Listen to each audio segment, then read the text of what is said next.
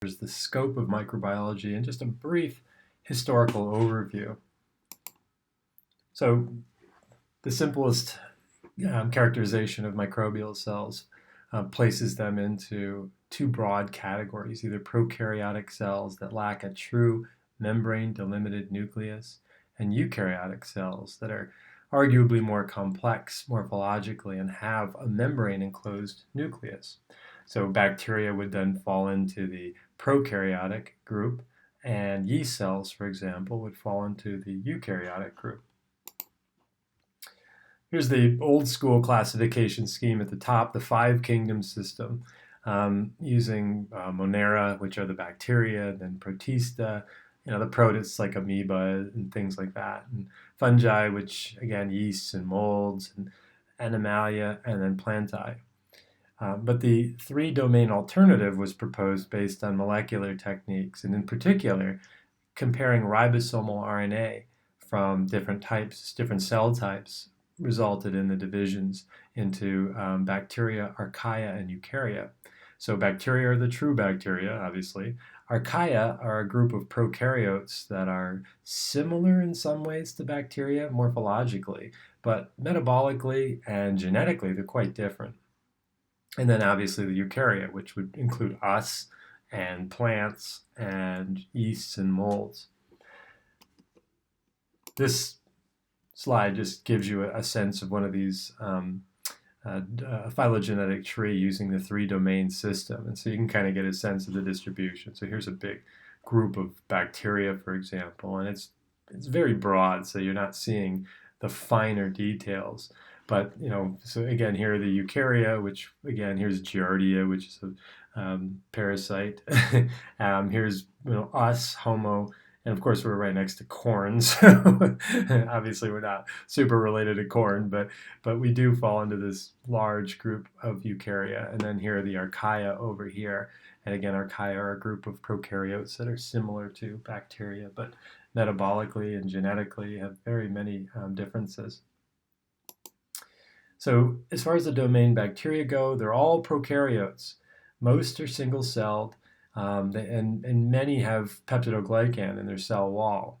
In fact, most do. And I'll talk about peptidoglycan down the road. They can survive a broad range of environments, like, hot springs in Yellowstone to, Arctic temperatures and pack ice and so forth. So we find these things all over the place and everywhere in between. Most bacteria are non-pathogenic and play a role in nutrient cycling. And that's something that a lot of people are surprised by when we talk about this, that they're not all bad. And in fact, a very small sliver of bacteria are actually quote-unquote bad.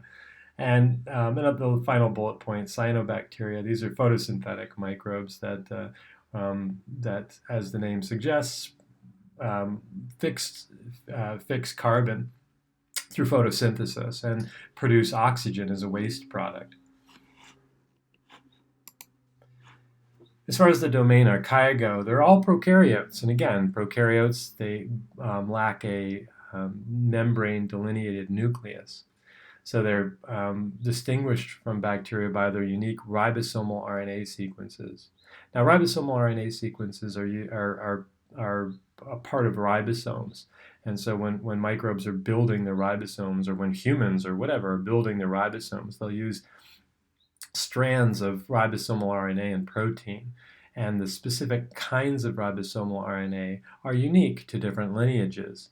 And so over the years, we've come to realize that we can use ribosomal RNA sequences to understand where certain lineages came from and how they evolved. Archaea don't have peptidoglycan. They have something kind of like it, but chemically very different. And many are found in extreme environments, which makes them very exciting organisms to study. Again, you can find them in the deep sea floor, where it's super cold and super high pressure, or the Great Salt Lake in Utah, where the salinity is many times greater than the ocean. And to date, we don't know of any pathogenic archaea species.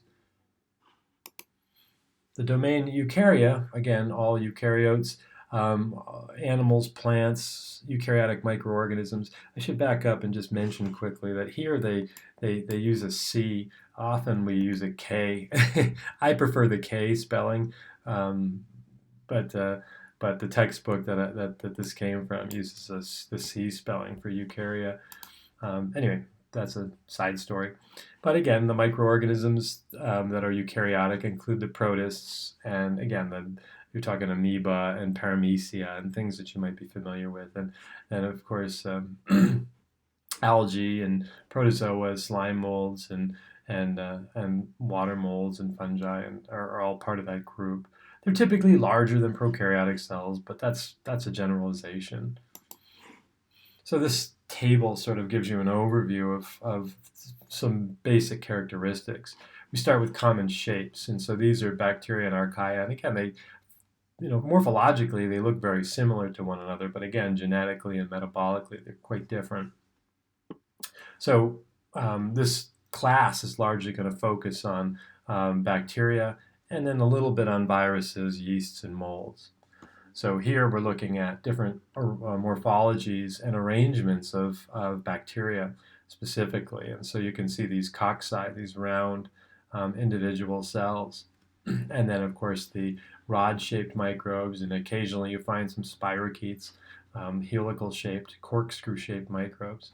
They do have a rigid cell wall made up of peptidoglycan. They do not have a nuclear membrane, and that's why they're prokaryotes. And usually they fall in this size category, but obviously, I've found microbes that are much bigger than that and much smaller than one. So much bigger than 5 and much smaller than 1. So this is a generalization, obviously. The fungi are primarily broken into yeasts and molds. And so yeasts are the unicellular fungi. And as you see here, here's some yeasts that are budding and producing little baby buds. And typically they're football shaped or ovoid or egg shaped, like the yeast that we use to make wine, Saccharomyces, for example. And this, instead of saying mycelium, it should say mold. But here's a filamentous fungus. So in this particular case, filamentous fungi are referred to as molds. And so each individual filament in a mold is called a hypha. A collection of hypha are called a mycelium. And so this mycelium is what you would see, for example, in when you see that green fuzz growing on some bread or something like that. But because these guys are eukaryotes, they do have a nucleus, and they do have a very specific membrane around that nucleus. They also have a rigid cell wall, but it's very different than the peptidoglycan that I had mentioned before. And in general, they're quite a bit bigger than prokaryotes. So here are some of the protozoa then, some of the common shapes of protozoa. You see amoeba, which you're hopefully all familiar with, that engulf things by phagocytosis in the environment, particularly bacteria. They love to eat bacteria. And then ciliates like paramecia, and then flagellates like this guy here, that's giardia. This is a parasite that will infect individuals' intestinal tracts and cause massive diarrhea and real intense discomfort if you don't sanitize your water properly before drinking it. If you're drinking from a stream or something like that, even if it looks crystal clear and pristine, you can still get giardia cysts in your gut. Anyway, so they don't have a rigid cell wall. They just have a cell membrane that surrounds the cell.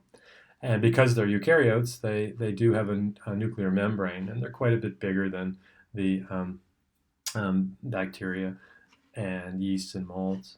And then, of course, the microscopic algae, which are also eukaryotes and also have a cell wall. But again, the cell wall is quite different chemically than the other organisms, the other types of organisms. And then the last group that I threw on here, the helminths, the sort of parasitic flatworms and roundworms. And here's a guy called Encyclostoma duodenale. This guy is looking at you basically with its sharp teeth. This is the type of organism that dogs poop out on beaches and so forth, and the little larval forms of the worms will chew into your foot and then get into the skin and migrate around underneath the skin, causing these these tracks of tissue damage.